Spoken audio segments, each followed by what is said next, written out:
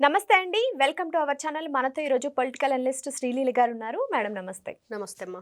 Madam ఆంధ్రప్రదేశ్‌లో గత ప్రభుత్వం తీసుకొచ్చినటువంటి దిశ చట్టాన్ని ప్రస్తుత ప్రభుత్వం రద్దు చేసింది అని చెప్పేసి హ్మ్. వైసీపీ ఎమ్మెల్సీ వరూది కళ్యాణి గారు ఆరోపిస్తున్నారు. అంటే మహిళల కోసం తీసుకొచ్చిన చట్టాన్ని జగన్ మీద కోపంతోటి ప్రస్తుతం కూటమి ప్రభుత్వం రద్దు చేస్తుంది అని చెప్పేసి మాట్లాడుతున్నారు. అలానే హోంమంత్రి అనిత గారు ఒక డమ్మీ పీస్‌లా మాత్రమే వ్యవహరిస్తున్నారు. హ్మ్.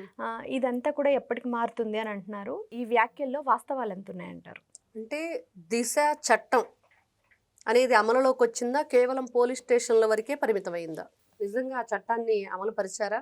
అంటే జగన్మోహన్ రెడ్డి ఏదైనా ఒక జీవో పాస్ చేశాడు అంటే అధికారంలో ఉన్నప్పుడు, ఎప్పుడూ అది పేపర్లకే పరిమితమైంది తప్పించి, అన్నీ దొంగ జీవోలే తప్పించి, ఎక్కడా ఇదిగో ఈ సెక్షన్ ప్రకారం ఈ జీవోని మేము పాస్ చేస్తున్నాం. ఇదిగో వీళ్ళకి నిందితులకి ఈ శిక్ష పడాలి అనేది ఎప్పుడు కూడా మనం చూడల. ఎందుకు ఇప్పుడు ఆవిడ ఎవరైతే ఒక అమ్మాయికి అటెంప్ట్ రేప్ జరిగి చనిపోయిన తర్వాత వాళ్ళ అమ్మ బయటకొచ్చేసి, ఇప్పుడు సుగాలి ప్రీతి ఉందమ్మా. ఆ అమ్మాయి చనిపోయిన తర్వాత వాళ్ళ మదర్ బయటకొచ్చి ఎలిగేషన్స్ అందరిని తిడుతూ ఉంది. అసలు అక్కడ ఏం జరిగింది దాంట్లో? దానికి ఒక జీవో తెచ్చాడు జగన్మోహన్ రెడ్డి ఏదో. అది నిజమా అంటే కాదంట. ఆ జీవో అమల్లో లేదంట. అసలు దాన్ని అమలు చేయటానికి కూడా కుదరదు. ఏదో పేపర్లకు మాత్రమే పరిమితం అయిపోయే పనులు. పోలీస్ స్టేషన్లు కూడా అంతే చేశాడు. గతంలో ఉన్న మహిళా పోలీస్ స్టేషన్‌ని రంగులు మార్చి, పేర్లు మార్చి దిశ పోలీస్ స్టేషన్‌లని పెట్టాడు. ఉపయోగం ఏంటి? దాని మీద కొంతమంది ఏర్పాటు చేసి వాళ్ళ చేత ఇదిగో ఈ మహిళల దగ్గర నుంచి వాళ్ళ ఫోన్ నంబర్‌లు తీసుకోండి. బస్ స్టాపుల్లో కూర్చొని ప్లీజ్ మేడం ఇంతమందిని రిజిస్టర్ చేయాలి దీంట్లో.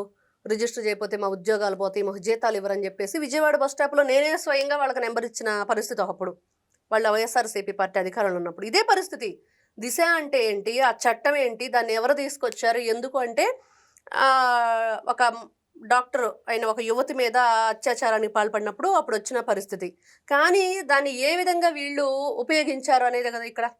ఆ రోజున నిజంగా మీరు అమలు చేసి దాంట్లో ఎన్ని కేసులు నమోదు చేశారు? ఎంతమందికి శిక్ష వేశారు? సిగ్గుండాలి ఆ మాట మాట్లాడటానికి. చిరాకు, అసహ్యం వేస్తుంది వరూది కళ్యాణిని చూస్తుంటే, వైఎస్ఆర్‌సీపీ పార్టీని చూస్తుంటే. ఎంతమంది ఆడపిల్లలు అన్యాయంగా బలైపోయారు మీరు అధికారంలో ఉన్నప్పుడు? గంజాయి బ్యాచ్ చేతుల్లో వాళ్ళ జీవితాలు సర్వనాశనం అయిపోయినాయి. ఆ రోజున ఎక్కడికెళ్ళింది దిశా చట్టం? 5 సార్లు ఫోన్ ఊపితేనంట వెంటనే ఎమర్జెన్సీ కాలే వెళ్ళిపోయిద్దంట పోలీసులకి. 2 సార్లు ఫోన్ ఊపితే నాకు మాత్రం ఇదిగో లైట్ ఎలిగిద్ది నా ఫోన్‌లో. మరి అదేంటో నాకు అర్థం కావట్లే. 5 సార్లు ఫోన్ ఊపితే మరి ఎమర్జెన్సీగా పోలీసులు వచ్చేస్తారు, ఏదో చేసేస్తారు. ఎవరమైనా వ్యవస్థలో నిజంగా జరిగితే చెప్పుకుంటాం. జరగకపోతే ఏం చేస్తాం? ఇప్పుడు చూస్తున్నాం. స్త్రీ శక్తి అని చెప్పేసి పెట్టారు. దాంట్లో ఆ శక్తి యాప్‌లో ఏం జరుగుతుంది? వెంటనే ఒక ఎమర్జెన్సీ ఉంటుంది. దానికి మనం వెళ్ళి వాళ్ళకి కాల్ చేసి పలానా ప్లేస్ ఉంటున్నాం, మన లొకేషన్ షేర్ చేస్తే వాళ్ళు మనల్ని ఫాలో చేస్తారు. అది జరిగినాయి కూడా. విజయవాడ నుంచి ఒక మహిళ పక్కనున్న పల్లెటూరుకి వెళ్ళాలంటే మిడ్‌నైట్‌లో విజయవాడ బస్ స్టాప్‌లో దిగటం, ఆవిడని కొంతమంది ఒక ఆటో డ్రైవరు నమ్మించి ఎక్కించుకొని తీసుకువెళ్ళటం, మధ్యలో ఆవిడ మీద అఘాయిత్యానికి పాల్పడటం జరిగింది. వెంటనే పోలీసులొచ్చారు. ఆవిడ ఆ శక్తి యాప్‌ని యూజ్ చేసుకుంది. ఇక్కడ జరుగుతుందది. కానీ దిశ చట్టం ఏం చేసింది? వైఎస్ జగన్మోహన్ రెడ్డి ఇంటికి కూతవీడు దూరంలో మహిళ మీద అత్యాచారానికి పాల్పడితే ఏం చేశారు? అక్కడ తెనాలి, రేపల్లె రైల్వే స్టేషన్‌లో కూడా యువతి మీద దాడికి పాల్పడితే ఏం చేశారు? ఎక్కడికెళ్ళింది దిశ? ఎక్కడికెళ్ళింది? మీరు నీచమైన రాజకీయాలకి ఈ రోజున పాల్పడుతున్నారు. మిమ్మల్ని నాయకులు అనాలా? రౌడీలు అనాలా? ఏమనాలి? మీరు రాజకీయం చేస్తున్నారా? వరూది కళ్యాణి గారికి అర్థమవుతుందా? మీరు దిశ చట్టాన్ని అమలుపరిచి మహిళలకు రక్షణ, గౌరవాన్ని ఇచ్చే వ్యక్తులే అయితే మరి అమరావతి రైతుల మీద ఎందుకు ఆ మహిళల మీద అంత దాష్టికానికి పాల్పడ్డారు? అప్పుడు ఎక్కడికెళ్ళింది దిశ చట్టం? మహిళల జుట్టు లాగి, చీరలు లాగి, ఎక్కడ తాకకూడని ప్లేసుల్లో తాకి, పొత్తి కడుపుల మీద బూట్లు కాలుతో తన్నప్పుడు ఎక్కడికెళ్ళింది దిశ చట్టం? ఆ రోజున మహిళలకి రక్షణ లేదా? అంటే మీకొక న్యాయం, ఎదుటాళ్ళకి ఇంకొక న్యాయమా? అది రోజాకో, రజనీకో, వరూది కళ్యాణికో, లేకపోతే భారతిరెడ్డి గారు వీళ్ళకొస్తేనే ప్రాబ్లమ్స్ వచ్చిద్దా దిశ చట్టం? చెప్పాలి వీళ్ళంతా. 5 సార్లు ఫోన్ ఊపండి, 2 సార్లు ఫోన్‌ని టచ్ చేయండి. ఇది కాదు కావాల్సింది. అది అమలులో ఉందా లేదా? మహిళలకి న్యాయం జరిగిందా లేదా? అసలు దిశ చట్టం అనేది కేవలం పేరుకు మాత్రమే పరిమితమైంది తప్పించి ఎటువంటి దానివల్ల ఎవ్వరూ కూడా లబ్ధి పొందింది లేదు. ఎటువంటి కేసులు నమోదవ్వలేదు. ఎవ్వరూ కూడా దాని గురించి అసలు కనీసం ఇదిగో మేము ఈ యాప్‌లోకెళ్ళి ఇలా చేశామనేది కూడా లేదు. మరి ఎలా చెప్తారు దిశ యాప్ గురించి వరుది కళ్యాణ్ ఏమని మాట్లాడిద్ది? నోటికి ఏదొస్తే అది ఏదో ఒకటి చెప్పుకుంటూ ఏదో ఒకటి చేస్తూ వీళ్ళు 24 గంటలు సోషల్ మీడియాలోనో లేకపోతే ఈ ఏదైతే న్యూస్ ఛానల్స్లోనో బయటకు వచ్చేసి ఇదిగో మా పార్టీ ఒకటి ఉంది, లేకపోతే ఇదిగో మేము ఒకరు ఉన్నాం, మమ్మల్ని గుర్తించండి, గతంలో లేని విషయాల్లో కూడా మేము ఇలా మాట్లాడుతూ ఉంటాం చెప్పుకోవటానిక. అంతకుమించి వేరేదేం లేదు. నిజంగా ఈ రోజున లోకేష్ గారు యువగళం పాదయాత్ర చేసేటప్పుడు ఒక ఆవిడ లోకేష్ గారిని పక్కకు పిలిచి చెప్పింది ఏంటంటే, వైఎస్ఆర్సీపీ పార్టీ అప్పటికి అధికారంలో కొనసాగుతూనే ఉంది, మా పాపకి 14 ఏళ్ళు, మా అమ్మాయి గంజాయికి బానిస అయ్యింది, ఆ అమ్మాయిని శారీరకంగా వేరే వాళ్ళు వాడుకుంటున్నారు, నేను ఎవరితో చెప్పుకోవాలి అని.